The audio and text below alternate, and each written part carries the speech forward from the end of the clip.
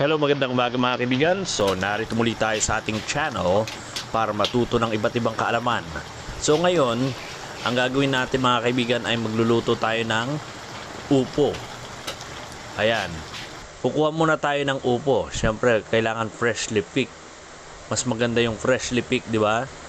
So, kuha muna tayo.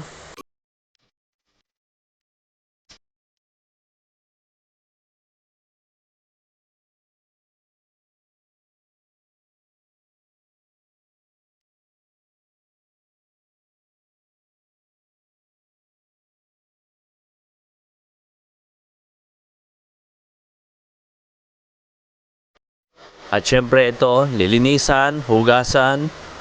Okay, i-chop natin yan, babalatan, then i-chop. And pagkatapos nyan, ito na yung mga ingredients na kailangan natin. Okay, kailangan natin ng ito, chop upo. Pagkatapos nyan, meron tayong kailangan na alamang. Ito, alamang hipon. Okay, tapos gagamitin, syempre meron ding bawang sibuyas.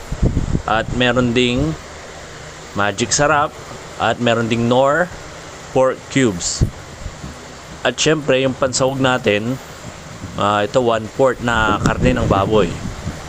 So yan, ang una natin gagawin mga kaibigan ay syempre magsalang tayo ng painitan natin yung kawali natin. Lalagyan natin ng mantika.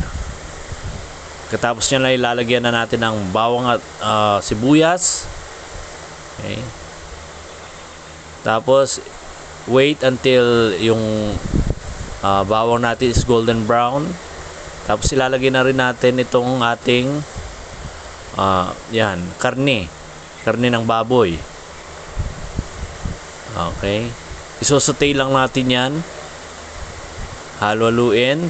Tapos susunod ay ang kamatis. Okay.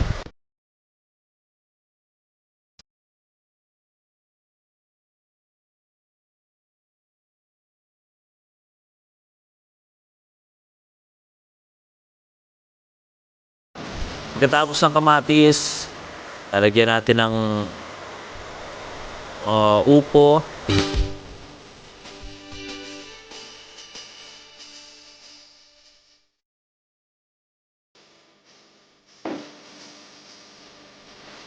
Titimpla muna natin itong tubig niya or sabaw niya.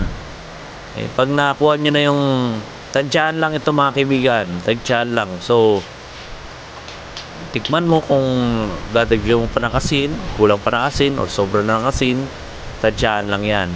Tapos iluluto mo na yung upo. Syempre tansyahan din ang pagluto niyan. Nasa approximately, madali lang naman lutuin itong upo kasi hindi naman siya matigas. So approximately mga lutuin mo yan ng 10 to 15 minutes. Okay, so yan na. So ito na ang ating niluto. Okay. Okay, so ito na ang ating nilutong upo mga kaibigan. Ayan, so titikman na natin kung masarap ba yung niluto nating upo. Ayan. So, usog ka muna. Ayan po. So lagyan din natin ng sahog. Ayan.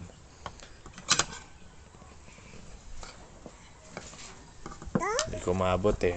Lalapit ko.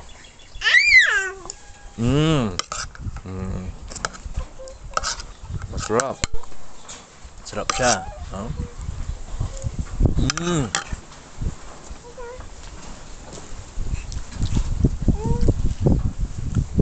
So hanggang dyan na lang mga kaibigan. Sana meron ka natutunan. And as always, have a nice day everyone. So ito na yung ating nilutong upo mga kaibigan.